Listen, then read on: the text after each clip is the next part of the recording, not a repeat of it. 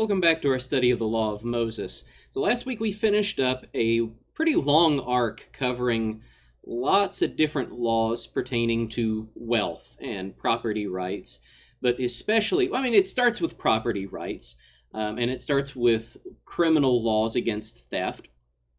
But then we saw over the course of our study that your wealth, the law has a lot more to say about how you use your wealth and how your wealth benefits others than it has to say about the rights that you have over your property. And I think that's since we've wrapped all of this up, I think that's an important consideration to remember as we're looking back over everything, is that the law has had lots and lots and lots to say about how you are obligated to use your wealth, including, and we've got to remember, we need to be kind of in an ancient mindset here. It also includes your slaves, right? Because that, they were considered part of your property. And the law puts some very strict limits on how you can use your slaves and even how long you can keep slaves. We saw the way that the law, again, obligates you in regard to your servants, in regard to your land, in regard to your produce, all of your stuff. There are all of these obligations built in that are more than just, the obligation to pay your taxes, to pay the tithe, as it were. Now, the tithe is part of it. The tithe is certainly included. But the obligation is much bigger than just the tithe, right? And in return for that, by the way, you do have guaranteed, at least you're supposed to have guaranteed property for life, right? Remember, every clan in Israel gets a share in the inheritance that is supposed to be eternal. So the law is very even-handed in that. Even though there are all of these obligations placed upon your use of property, it is something that was given to you for free by God, and is yours to keep, and is yours to pass down to your son. All right, so we finished up that long arc, and now we're going to shift our attention to another set of laws. So whereas there was a big connection between the past several weeks' worth of lessons, you can see a relatively sharp divide between that set of lessons and what we're going to start today. Although this is going to kind of bridge a gap. I feel like I've gotten ahead of myself a little bit. So there is one more set of laws that we're going to see pertaining to the way that the law tries to protect people from impoverishment and debt and slavery. We've seen a lot of laws concerning how the law does that, but there's one more set of laws that we're going to see that are designed to protect people from those things, centered around a single person that the law calls the Goel. It's a Hebrew word. Well, it's the anglicized version of a Hebrew word. And we will get to the Goel very soon, but before we get there, we need to look at another set of laws that also will connect to the Goel, although not to wealth. These are laws concerning violence. Now, like all of the law codes, the Law of Moses distinguishes between different types of violence. There are laws concerning assault and injury. There are laws concerning manslaughter. There are laws concerning murder. There's a law concerning abortion, even. And as we go through the law, we'll see how the Law of Moses handles all those things. We will probably next week see what kinds of spiritual applications are to be drawn from those laws, particularly where the New Testament takes some of these laws that we're going to look at this week. But before we jump into the actual laws concerning all these different kinds of violence, first we're going to look at a the standard principle of punishment that we find most commonly applied to cases of violence. It's a principle that we call lex talionis. That means the law of retribution. The most common expression of it, and one that you're probably already familiar with from the law of Moses, is found in Leviticus chapter 24, starting in verse 17. Whoever takes a human life shall surely be put to death. Whoever takes an animal's life shall make it good, life for life. If anyone injures his neighbor, as he has done, it shall be done to him. Fracture for fracture, eye for eye, tooth for tooth. Whatever injury he has given a person shall be given to him. Whoever kills an animal shall make it good, and whoever kills a person shall be put to death. You shall have the same rule for the sojourner and for the native, for I am the Lord your God. All right, this is what we call lex talionis, the principle of an eye for an eye and a tooth for a tooth. Now, other ancient law codes had this principle as well. This is not something that's unique to Moses. So, for example, we could look at some laws in Hammurabi. Let's get those up on the screen. If an Awilu should blind the eye of another Awilu, they shall blind his eye. If he should break the bone of another Awilu, they shall break his bone.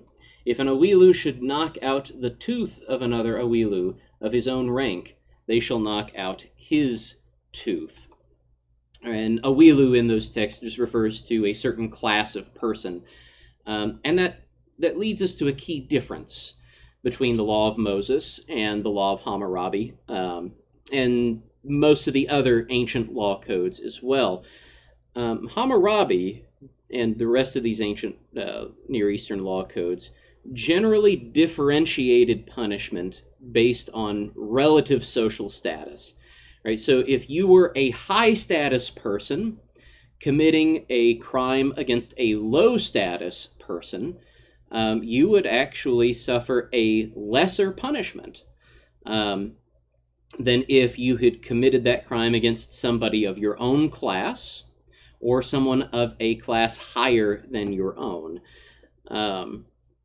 And Hammurabi is especially explicit in the way that it lays this kind of distinction out. Now, from our study of the law of Moses, we should know already that that would just be, I mean, that's completely, it does not fit into the pattern of the law of Moses at all. Right? And I've completely lost the word that I was going to use for it. But it's completely the opposite of the way that Moses has handled things, the way that God handles things in Israel. Right? If anything, we have seen, as we've seen over the past several weeks, that those who are in the upper classes are generally even more beholden to those in the lower classes than to those in their own class. But let's see how this plays out in Hammurabi before we return to the law of Moses. All right, so we saw the laws concerning when people of the same class engage in violence against each other and injure and assault each other. Let's look at a couple of laws from Hammurabi that deal with people interacting with, people committing violence against those of lower classes. If he should blind the eye of a commoner, and this is still talking about a person in the Awilu class, if he, the Awilu, should blind the eye of a commoner or break the bone of a commoner, he shall weigh and deliver 60 shekels of silver.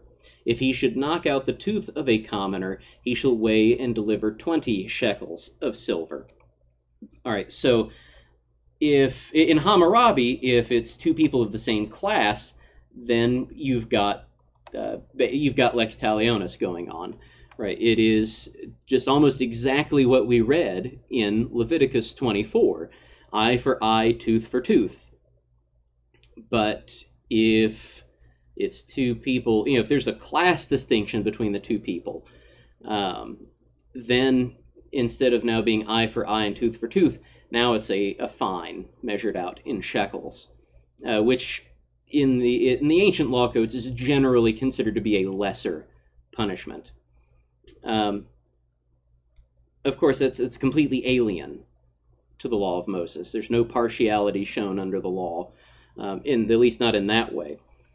So remember, compared to other law codes, Moses is radically egalitarian. And we've seen that over the last several weeks in the way that it deals with different classes and liberating people from slavery and forgiving debt, all of those things. But this principle, an eye for an eye and a tooth for a tooth, is exceedingly common in the law of Moses. So we're going to see this come up over and over again as we study the laws concerning assault and injury, as we see manslaughter, as we see murder. We'll see lex talionis come up repeatedly. So that's the principle to hold in mind for now. So let's pass our attention then first to assault and injury. Now, the lex talionis provision in Leviticus covers assault and injury. All right, it requires a penalty of injury for injury. Right, that's where we get the whole an eye for an eye and a tooth for a tooth thing. Injury for injury, blow for blow. And we generally find that reflected through the other assault laws in the law of Moses, although occasionally that standard of penalty doesn't really fit. So let's look at a unique case example that's given in Deuteronomy chapter 25, verse 11. When men fight with one another, and the wife of the one draws near to rescue her husband from the hand of him who is beating him, and puts out her hand and seizes him by the private parts, then you shall cut off her hand. Your eye shall have no pity. All right, so in this instance, lex talionis doesn't make sense, right, for biological reasons. And so instead, a slightly different standard is applied, right? You're still given injury for injury in this case, but it's, obviously not the same parts being injured. And so what's applied here is another really common penalty under ancient law, the loss of the offending member. All right, so if it's the hand who reaches out and grabs the guy by the privates, then it's the hand that's going to be cut off. The injury and the loss of limbs are not the only penalty for assault under the law of Moses. There are also what we would refer to as civil penalties. So, Moses never explicitly talks about this distinction between criminal penalties and civil penalties, but that distinction does exist. And just like how in modern law, you can suffer a criminal penalty for something and then turn around and be sued in court and suffer, a civil penalty as well. The same thing can happen under the law of Moses. So we can see an example in Exodus chapter 21, beginning in verse 18, of how civil penalties can apply in cases of assault. When men quarrel, and one strikes the other with a stone or with his fist, and the man does not die but takes to his bed, then if the man rises again and walks outdoors with his staff, he who struck him shall be clear. We'll see in a minute what he's clear of. Only he shall pay for the loss of his time, and shall have him thoroughly healed. All right, so, excuse me. Because the guy lives, obviously the assailant is not going to be put to death for murder, but he is going to have to suffer these other penalties, right? Blow for blow, injury for injury. Plus, he is going to be stuck. Exodus explicitly tells us he is going to pay for the loss of the man's time, and he is going to pay his medical expenses. They did have those in antiquity, by the way. It would be a huge tangent to go after, but Hammurabi actually has tons and tons of laws concerning surgeries performed, basically under the scalpel. We think of that as a purely modern thing, but there have been trained physicians for a long, long time, and they're regulated by law under the ancient law codes, just as in the modern law codes. In this case here, if you assault someone, you injure him badly so that he's laid up for a few days, you have to cover him, not only face criminal penalties, but also reimburse him for his lost time, and you also have to pay his medical expenses. Now, this is a huge, and by the way, we should note that's actually really similar to modern law. There's really not anything foreign going on here. But it is a huge disincentive to commit violence in antiquity. Right? Because those kinds of penalties, like we've been talking about over the past several weeks, for like 95% of people in antiquity, they are literally just one disaster away from lifetime disaster. Right? We've talked about how a bad season, or how a death in the family, just things that, even some things that we would consider relatively minor in terms of, lifetime consequences. Right, like I grew up on a farm. If we had a bad year, well, we had a bad year, but it didn't mean that, Dad was going to have to start thinking about whether he was going to sell me off or sell my little brother off. Whereas in antiquity, they did. And so you think about that context, and you tell people in that context, hey, if you beat somebody up and he's bedridden, you're going to have to pay him for his time, and you're going to have to pay for his doctor to heal him. That's the kind of situation that can potentially ruin a person. And so it is an enormous disincentive for committing violence against another person. So there are all kinds of things that people would commit violence over, and the law generally provides for most of those things. Right? At the very least, even if there's nothing explicit in the law, you have the basic system of justice put in place. You've got the priests, you've got the elders at the gates, you've got eventually later on the king. You have all of these parties for rendering judgment, and that's, we'll talk about that more in a later class. The way that they executed justice and enforced the laws. But that's supposed to be the norm. That's what you're supposed to go to instead of settling things out. You can't even really call it the old-fashioned way, right? Because here we can see people, 3,000 years ago were expected to not beat each other up over things, and instead take things before the elders. It basically take things before the court. And we should note, though, before we pass on to manslaughter, one assault law that differs from the rest. Again, in Exodus chapter 21, this time in verse 15. Whoever strikes his father or his mother shall be put to death. All right, so we have the normal consequence for assault is lex talionis. But in this case, where you are assaulting your own father or mother, it becomes a capital offense. There's not really any reason given for it in the law, although, more broadly, like when you consider the place of family, the importance of clan, the importance of life and where your life comes from, I think it's pretty easy to see why the law takes that kind of assault more seriously than any other kind of assault. And not any favoritism is being shown. We might consider it an aggravating factor, right? That this crime is so heinous that it amounts not just to a difference in degree, but a difference in kind. So capital punishment instead of lex talionis.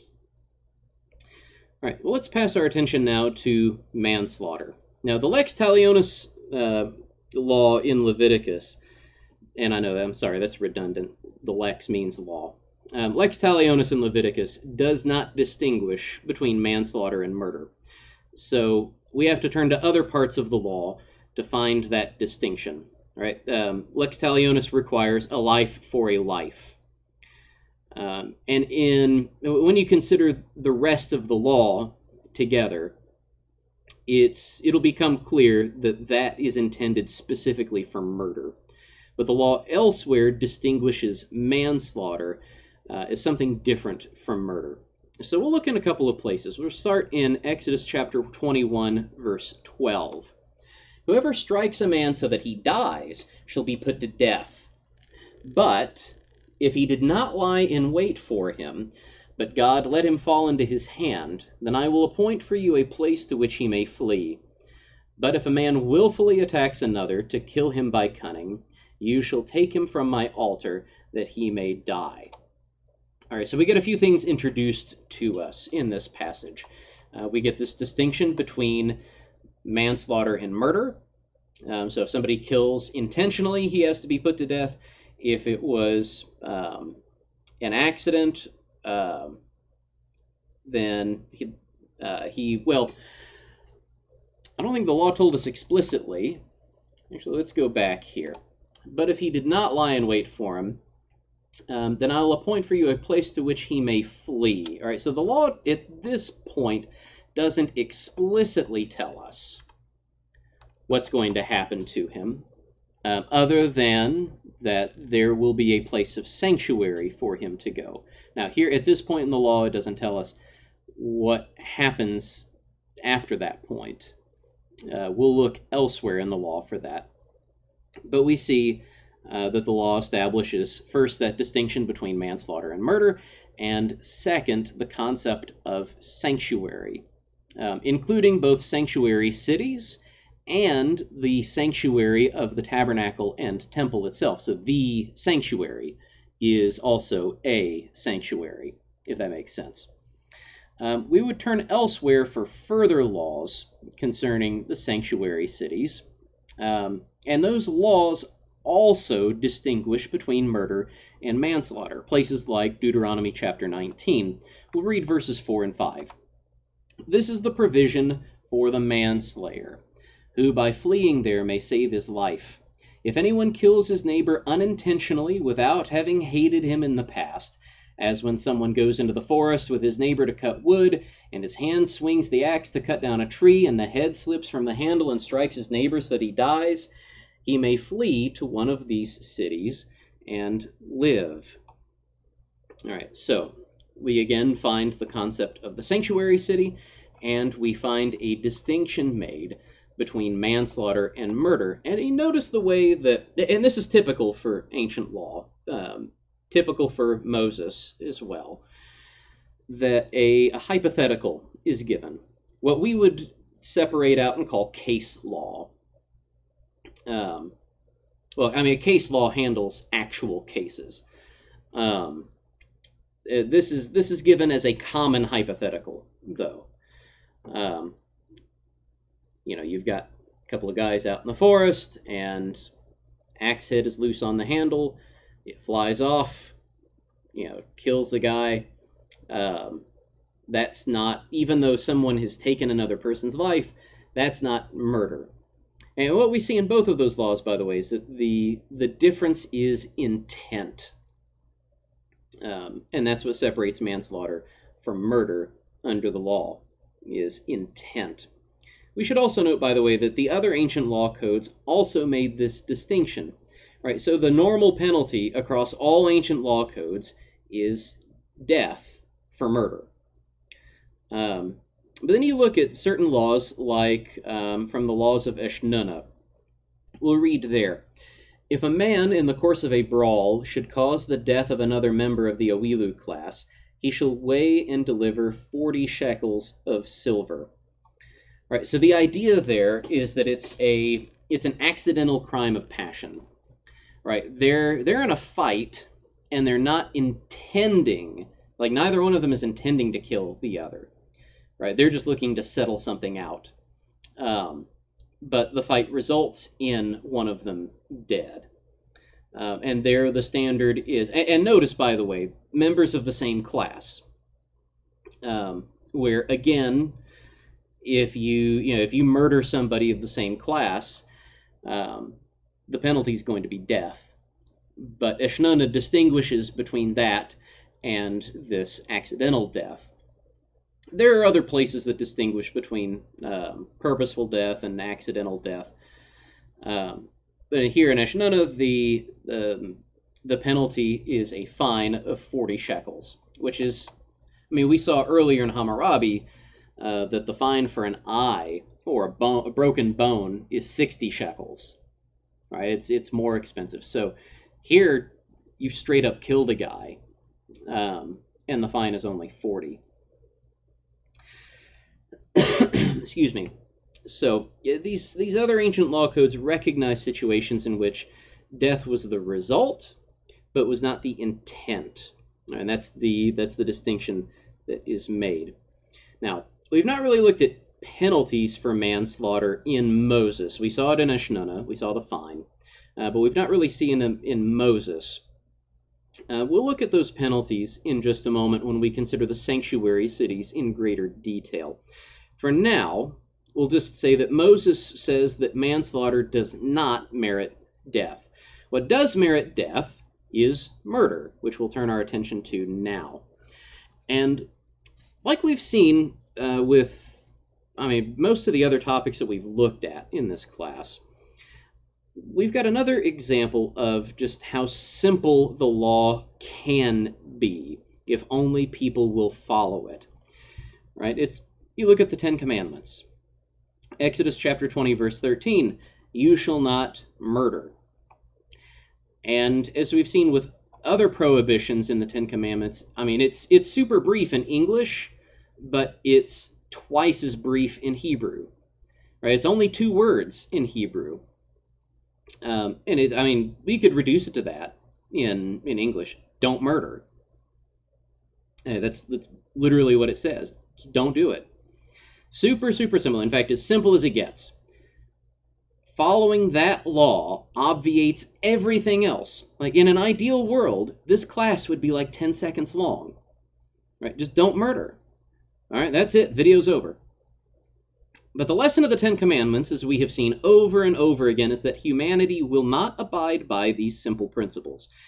And so God, through Moses, accommodates the weakness of man by providing additional laws to cover all of these additional circumstances where man is going to break the law or is going to flirt with breaking the law. So we've seen already the law distinguishes between manslaughter and murder, and the law makes murder a capital offense.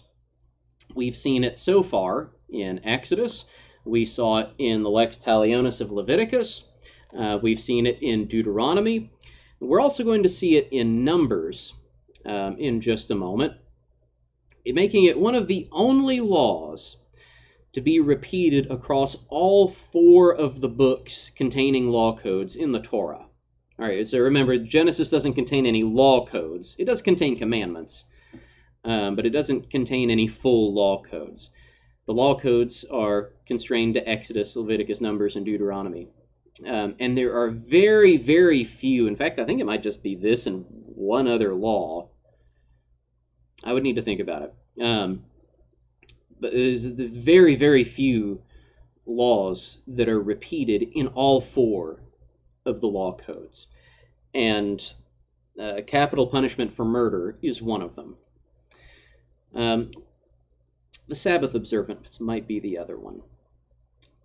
I'm not sure. You can check. It'll be good for you. We should also note that some situations naturally require discernment. So such is the case with fatal gross negligence, right, which is a capital offense under the law. All right, and if that just sounds like gobbledygook to you, fatal gross negligence, let's look at an example from Exodus chapter 21, beginning in verse 28. When an ox gores a man or a woman to death, the ox shall be stoned, and its flesh shall not be eaten, but the owner of the ox shall not be liable. But if the ox has been accustomed to gore in the past, and its owner has been warned, but has not kept it in, and it kills a man or a woman, the ox shall be stoned, and its owner also shall be put to death. If a ransom is imposed on him, then he shall give for the redemption of his life whatever is imposed on him. If it gores a man's son or daughter, he shall be dealt with according to this same rule. If the ox gores a slave, male or female, the owner shall give to their master 30 shekels of silver, and the ox shall be stoned. Right, and we should note there, since we just read the bit about the slaves, 30 shekels of silver is considered to be the going market rate for most slaves under the law of Moses. So, in other words, the slave has to be replaced. It's a lex talionis kind of response. Right. So here, you've got a situation where a man's not directly committing murder himself, but through his negligence, if he causes someone else to die, and we're talking gross negligence here, right? Like the ox goring that we read about at the beginning of the commandment, I mean, that would still be negligence, right? You let your ox get out, you let your ox, get his horns into somebody else. That is ultimately your fault, right? And you're going to lose your ox for it, but you're not put to death for it. So it's fatal negligence, but it's not gross negligence. Gross negligence is when you have an ox that has gored someone in the past, not to death. So the ox wasn't stoned to death. Nothing had happened to you, except you were warned about it, right? You have been told, hey, this ox of yours has gored someone. You have to keep this ox penned up. And if you fail to keep your ox penned up, if your ox somehow gets out, I mean, it doesn't really matter what the situation is. If it results in that ox, whom you've been warned about, goring someone else to death, then it becomes gross negligence. And now that becomes a capital offense. What we see here, though, is something that we don't normally see in capital cases. It's something that we don't see in cases of premeditated murder. A redemption clause. All right, so in the other murder laws that we have looked at, requiring a life for a life, and in the ones that we're going to look at concerning the sanctuary cities, you're going to see that there's no redemption allowed. Right, the murderer has to be put to death. There's no option. In this case, this fatal gross negligence, the responsible party can be redeemed. The law does not outline any sort of standards for it, though. Right? It's wide open. If a ransom is imposed on him, then he shall give for the redemption of his life whatever is imposed on him. So in other words, the civil authorities, and again, we'll talk in a later class about who those civil authorities would be, but they have really wide latitude in what they can impose. And that just is what it is. Again, the law does not give a standard here. Excuse me. Now, as we look at the more detailed laws on murder, which are included in the laws concerning sanctuary cities, we'll observe an important principle that we need to go ahead and cover now. Right? It should be obvious to us that murder is a grave evil. But there's a reasoning behind it, given under the law, that we don't really express in the modern way that we talk about murder. Right? I mean, murder is just inherently wrong. You shouldn't take another person's life. And in our context, we might be given to talk about it in terms of rights. That's not the way that the law talks about it. The law talks about it primarily in terms of the sacredness of life, which is why one of the most important things that murder does is it creates blood guilt. And that blood guilt, that the bloodshed actually pollutes the land and must be atoned for. The implications of murder are social. Right? They're broader in scope than just the individuals involved. Right? Cain murders Abel, and it affects more than just Cain and Abel. We'll see how that plays out as we consider a law from Deuteronomy chapter 21 in the first 9 verses. If in the land that the Lord your God is giving you to possess, someone is found slain, lying in the open country, and it is not known who killed him, then your elders and your judges shall come out, and they shall measure the distance to the surrounding cities. And the elders of the city that is nearest to the slain man shall take a heifer that has never been worked, and that has not pulled in a yoke, and the elders of that city shall bring the heifer down to a valley with running water, which is neither plowed nor sown, and shall break the heifer's neck there in the valley. Then the priests, the sons of Levi, shall come forward, for the Lord your God has chosen them to minister to him and to bless in the name of the Lord. And by their word every dispute and every assault shall be settled. And all the elders of that city nearest to the slain man shall wash their hands over the heifer whose neck was broken in the valley. And they shall testify, our hands did not shed this blood, nor did our eyes see it shed. Accept atonement, O Lord, for your people Israel, whom you have redeemed, and do not set the guilt of innocent blood in the midst of your people Israel, so that their blood guilt be atoned for. So you shall purge the guilt of innocent blood from your midst, when you do what is right in the sight of the Lord. So you look at the way that murder plays out. This is the case is completely unsolved and unsolvable by ancient means. If the guy was murdered, or if he died by some other means, no one will ever know. Who murdered him? If he was murdered, again, no one will ever know, unless the killer confesses. There's really no way to pursue it. But notice they don't just deal with the corpse. This murder has some pretty frightening implications, not just for the nearest city, although the nearest city is the one responsible for making atonement. But you look at the oath that the city elders take. Look at the prayer that they offer to the Lord. The blood guilt for this man's death weighs on all Israel. Right? The implications of this are terrifying for the nation. Right? This is just to take an aside for a second. This is why we should pray so adamantly and work so diligently against abortion. That's an insane amount of blood guilt that we're piling up for ourselves.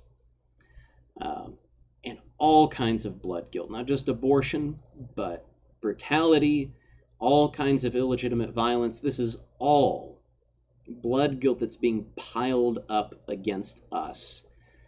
And as we see in Israel's history, there's only so far that you can get with that kind of blood guilt weighing on your nation. All right, but let's return to the law. This is the controlling principle, right? This idea of blood guilt is the controlling principle behind all of the punishments that we'll see for murder. Blood must be atoned for. And that brings us to the sanctuary laws, because the sanctuary laws are designed to handle blood guilt running in both directions. Right? So we've had this distinction between manslaughter and murder. The manslayer is not to be killed. The murderer, as we shall see, must be killed. And the way that that's handled is through the sanctuary cities, and that is, it's done in that way to properly handle blood pollution, blood guilt that lies on the land. In the case of the manslayer, you want to prevent new blood guilt from being laid on the land of Israel, because if he is slain, it is illegitimate, and his blood pollutes the land. Whereas in the case of murder, he has to be put to death, because the murder that he committed puts guilt on the land. The blood pollutes the land. And so it has to be dealt with, and it has to be dealt with properly, and that the way that the law handles it properly is through sanctuary cities.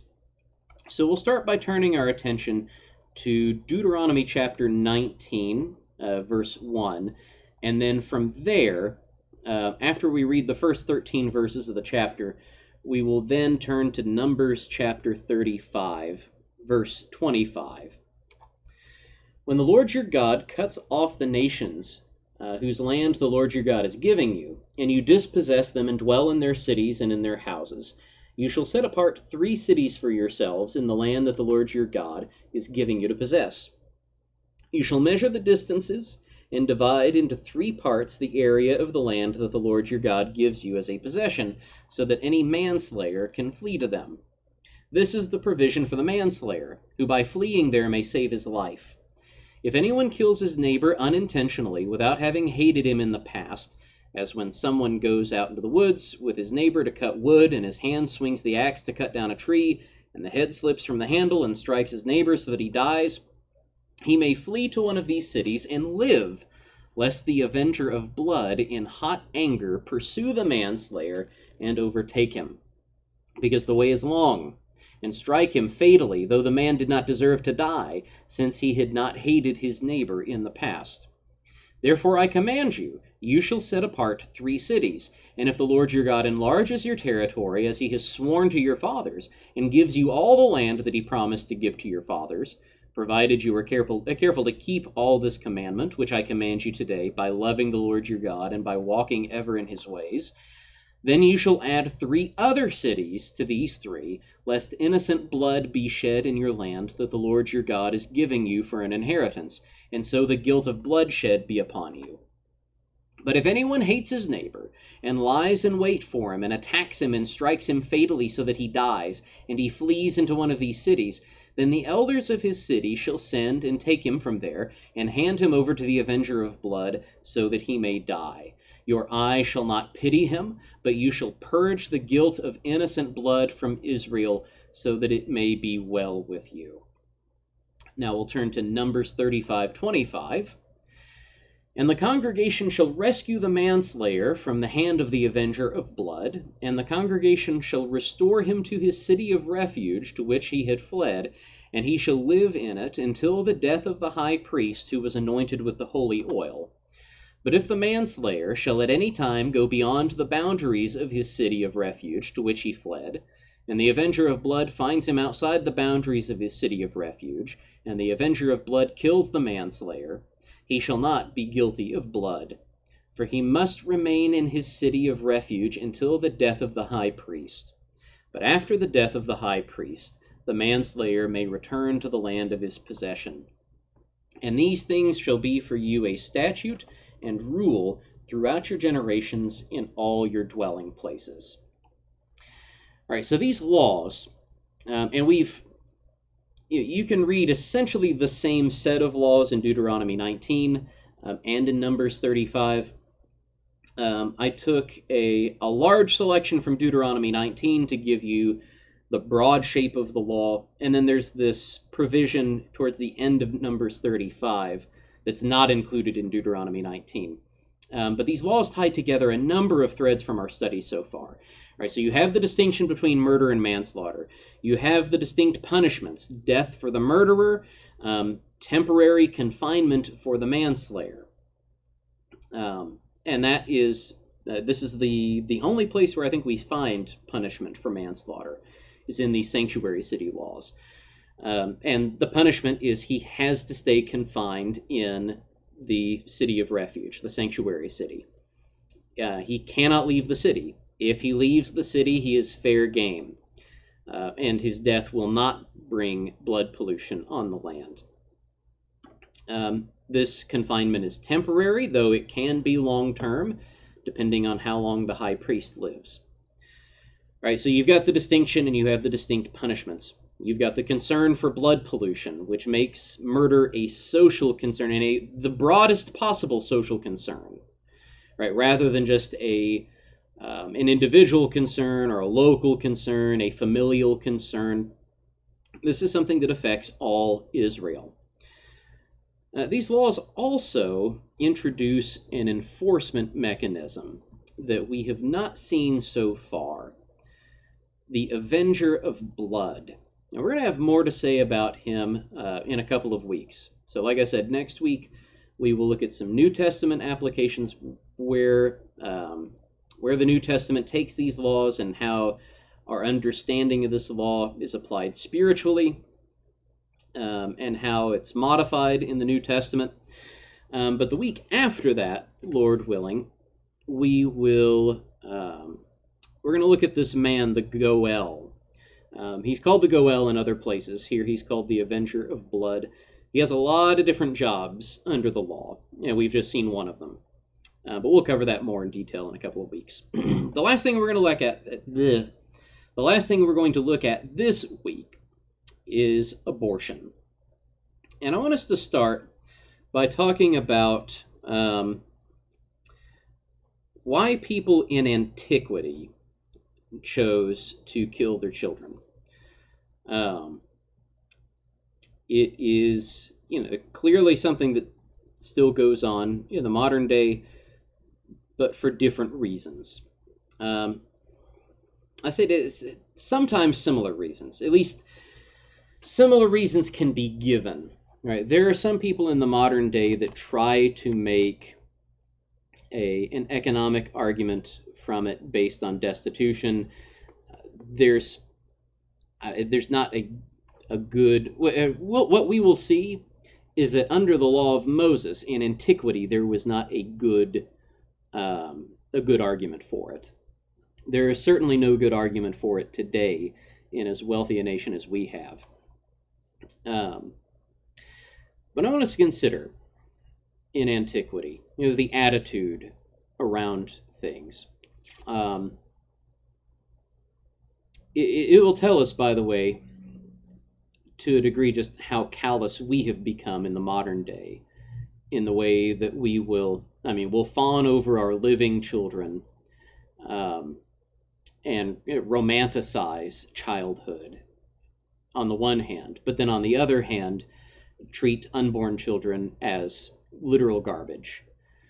In antiquity, you at least had a psychological reason why people would be so comfortable killing their kids. Again, not to justify it, but just to say it at least kind of makes sense.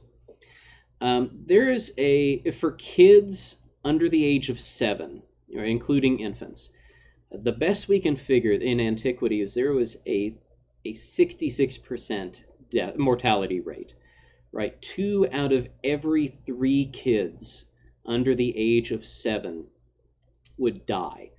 Right? That's why you find huge parties being thrown for young children. Well, like in the case of Isaac. But here's the thing: in antiquity, people are used to their children dying.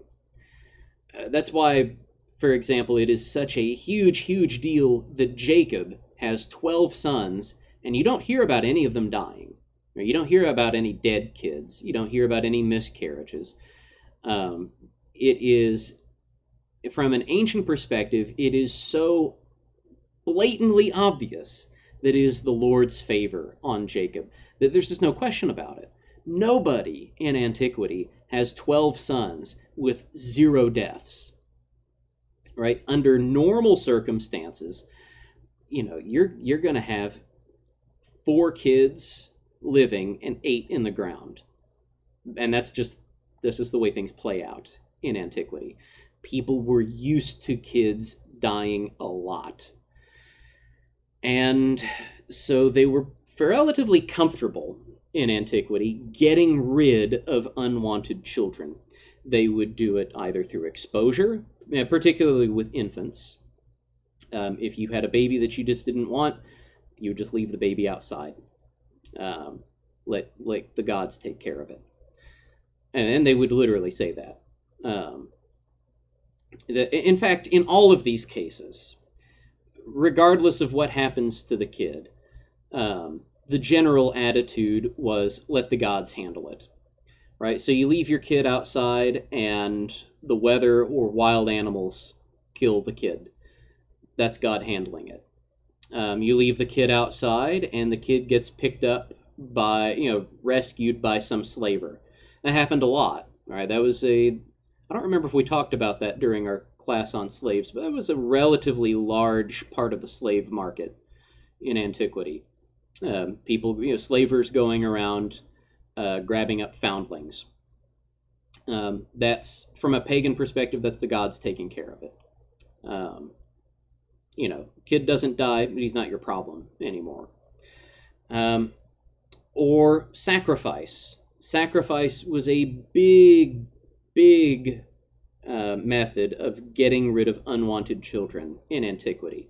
We find that reflected in the law of Moses when it just flatly forbids Israel from human sacrifice, particularly passing their children through the fire, and specifically to Molech. And again, that's the gods taking care of it. You sacrifice your kid to the gods, hoping that the gods give you better yields on your crops. Perhaps the most humane option that you would find in antiquity was dedicating children to a temple, as in the case of Samuel. That was also common. It's found among pagans as well. A kid would be left at a temple and taken in and raised to become some kind of servant or possibly even a priest, or who knows. It just depends on the god and depends on the temple, depends on the location, depends on the culture. But people in antiquity were relatively comfortable doing that because they were already used to their kids dying at an astounding rate. And they tended to be pretty pragmatic about it. And we've talked about just how impoverished people in antiquity were. And if you were, we talked about things that could send people into the kind of abject poverty that would result in lifelong debt and then debt slavery. One of the things included in that list was having extra kids. Eventually you hit a point where the amount of land that you have will not sustain more people. It doesn't matter if you have more people working the land. The same amount of land is only going to become so productive. And you hit a point where, everybody in the family is already just barely getting by. And adding one more person is going to make it to where everybody starves. All right, at least that's the mentality. Now, the Lord, throughout the law, promises greater abundance than that if Israel will be faithful to the law. It's not something that they should have to worry about. I'm describing this as something that ancients frequently did worry about and used as essentially as a motive for getting rid of their kids in any of the ways that we just described. Now, we find the law of Moses covering most of those things in one way or another, right? Exposure is not dealt with directly, but child sacrifice, like we said, is forbidden. The potential for dedication is built into the law. In fact, right, every firstborn son is consecrated to the Lord and has to be redeemed. Right? So what's implied in that is the potential for dedication, which is why Samuel is able to remain dedicated at the tabernacle. For all that, though, most of the ancient Near Eastern laws, when it does come to abortion, the focus on accidental abortion. And that includes the law of Moses. So Moses includes one commandment concerning abortion. And we find it in Exodus chapter 21, verse 22. When men strive together and hit a pregnant woman, so that her children come out, but there is no harm, the one who hit her shall surely be fined, as the woman's husband shall impose on him, and he shall pay as the judges determine. But if there is harm, then you shall pay life for life, eye for eye, tooth for tooth, hand for hand, foot for foot, burn for burn, wound for wound, stripe for stripe. Right, so we found lex talionis coming back now, and it's applied to this case where a child is unintentionally aborted due to an assault. And we've just read everything that the law of Moses has to say about abortion. And this is not unlike what the rest of the ancient Near Eastern law codes had to say as well. The general assumption was that if an unborn child was being aborted, it was due to some kind of accident, usually an assault, leading to this unintentional, premature birth, resulting in the child's death. So, in Moses' case, he applies lex talionis. Really, one of the only exceptions that we find to that in the ancient Near East actually doesn't come from the law of Moses. It comes from the Middle Assyrian laws. We'll read there briefly. If a woman aborts her fetus by her own action, and they then prove the charges against her and find her guilty, they shall impale her. They shall not bury her. If she dies as a result of aborting her fetus, they shall impale her. They shall not bury her. If any persons should hide that woman because she aborted her fetus, and then that's the point at which the inscription breaks off. We don't know what the law there prescribed, what the Middle Assyrian laws prescribed there. But they had in mind accomplices in the act. So something's going to happen to them as well. So we find that it's not something that's commonly covered under ancient law. Again, it is covered under the Middle Assyrian laws. Well, that's the thing. So it's not common to cover intentional abortion, but it's not outside of it's not completely outside the purview of ancient thinking, is what I'm saying. And when we point out that the law covers mostly accidental abortions, it's not to say that the law doesn't care about purposeful abortion outside of pagan sacrifice. Right? There are plenty of principles that we can turn to from within the law to show that the law takes all of this very seriously. In fact, we have seen, again, just how important life is in the law, and how blood guilt pollutes the land. And you see how lex talionis is applied in that case of abortion.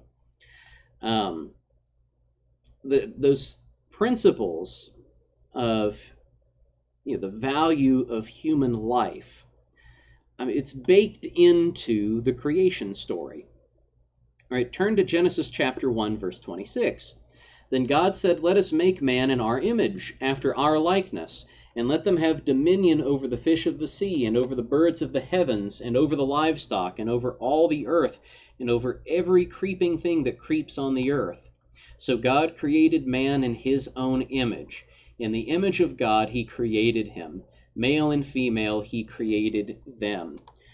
And that principle is quoted, it's alluded to in Genesis chapter 9, verse 6, in one of the very first laws that we find concerning murder and blood guilt, blood pollution. "Whoever sheds the blood of man, by man shall his blood be shed, for God made man in his own image." So this is the controlling principle for all of it. Man is made in God's image, Therefore, whoever sheds the blood of man, by man shall his blood be shed. Right? Because man is made in God's image, man's life is valuable. And if you take a man's life, you will suffer the consequences for it. Right? So even though the law doesn't cover intentional abortion explicitly, doesn't mean that we say that the law has nothing to say about it. And of course, Christians have opposed abortion from the very beginning. All right, you look at chapter 2 of the Didache, which is, it's not authoritative, but it was written early to mid 2nd century. So we're talking, again, very early in the history of the church, and we find Christians stating just explicitly, plainly, that it is a grave evil to abort one's own child and that it should not be done.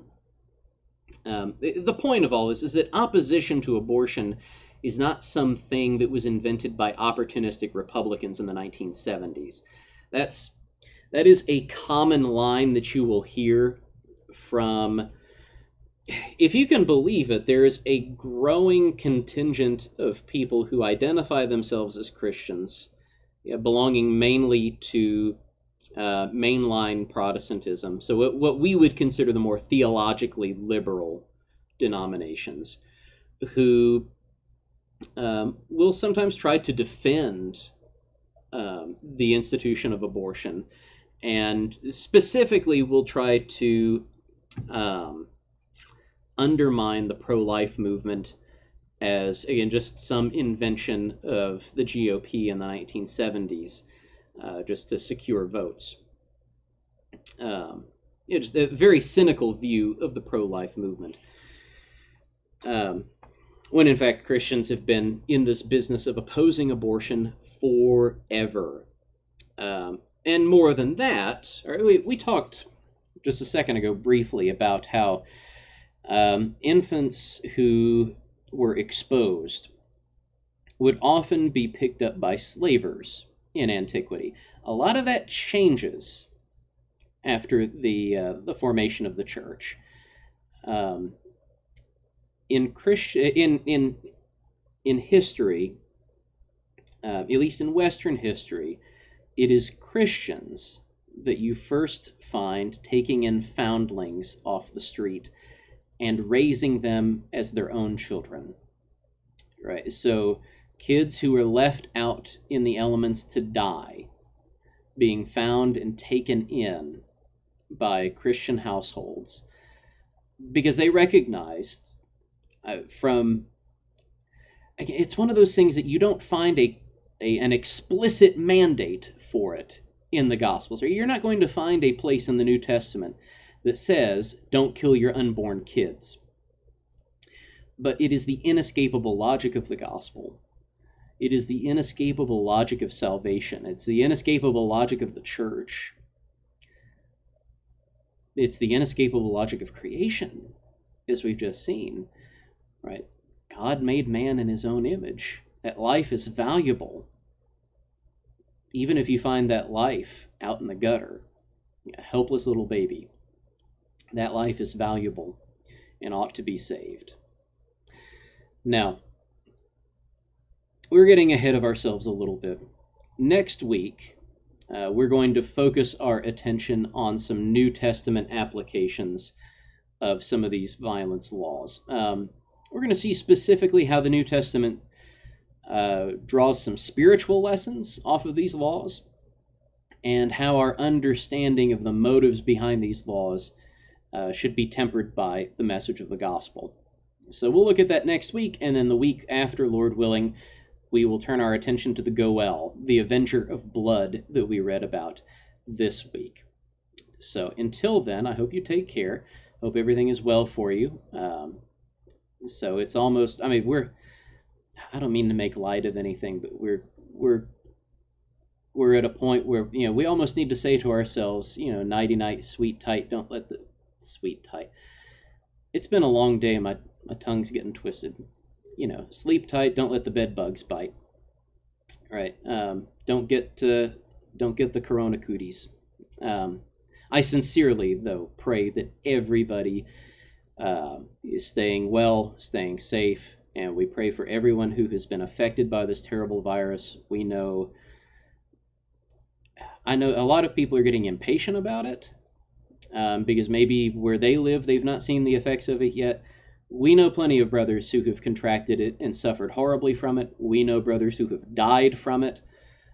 It is starting to pick up a lot more here in the state of Florida where we're at. And it is starting to pick up more in other places that did not have a strong first wave before. So we are praying for everybody's safety out there. And we hope that everyone does well. So until next time, we will see you later. Bye-bye.